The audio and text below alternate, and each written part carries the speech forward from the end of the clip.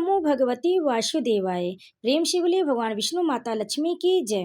भक्तों, आज हम सुनेंगे माघ मास का महात्म्य कथा अध्याय 8। यमदूत कहने लगे कि तुमने बड़ी सुंदर वार्ता पूछी है। यद्यपि मैं पराधीन हूँ, फिर भी तुम्हारे स्नेहवश अपनी बुद्धि के अनुसार बतलाता हूँ। जो प्राणी काया वाचा और मनसा से कभी दूसरों को दुख नहीं देते, वे यमलोक में नहीं जाते। हिंसा करने वाले वेद यज्ञ तप और दान से भी उत्तम गति को नहीं पाते।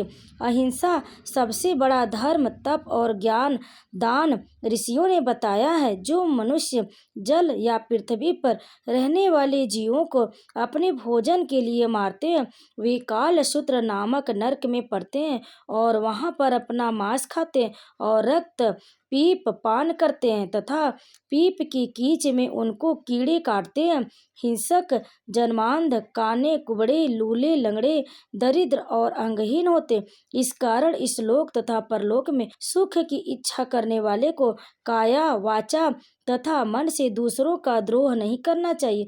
जो हिंसा नहीं करते, उनको किसी प्रकार का भय नहीं होता। जिस तरह सीधी और टेढ़ी दोनों प्रकार की बहने वाली नदियां समुद्र में मिल जाती हैं, वैसे ही सब धर्म अहिंसा में प्रवेश कर जाते। ब्रह्मचारी, गृहस्थ, वानप्रस्थी तथा यति सभी अपने अपने धर्म का पालन करने और जितेंद्रिय रहने से ब्रह्मलोक को प्राप्त करते हैं। जो जलाशय आदि बनाते हैं और सदैव पांचों यज्ञ करते हैं, वे यमपुरी में नहीं जाते। जो इंद्रियों के वशीभूत नहीं है, वेदवादी और नित्य ही अग्नि अर्थात हवन आदि का पूजन करते हैं, वे स्वर्ग को प्राप्त हो जाते। युद्ध भूमि में जो सूरवीर मर जाते हैं, वे सूर्य लोक को प्राप्त होते।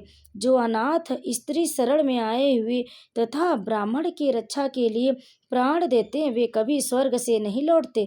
जो मनुष्य लूले, लंगड़े, वृद्ध, अनाथ तथा गरीबों का पालन करते हैं, वह भी स्वर्ग में जाते हैं।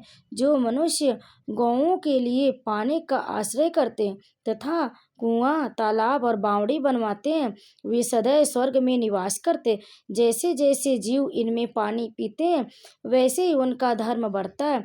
जल से ही मनुष्य के प्राण है, इसलिए जो प्याऊ आदि लगाते हैं, वह अच्छे स्वर्ग को प्राप्त होते।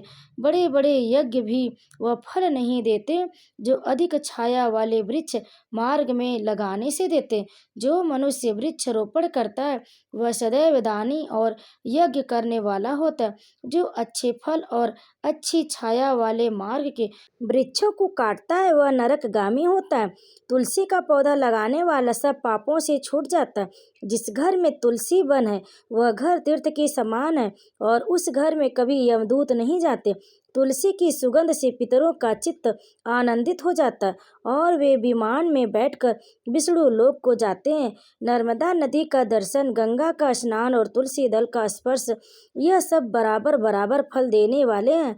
हर एक द्वादशी को ब्रह्मा भी तुलसी का पूजन करते हैं। रत्न, सोना, फूल तथा मोती की माला के दान का इतना पुण्य नहीं जितना तुलसी की माला के दान का होता है।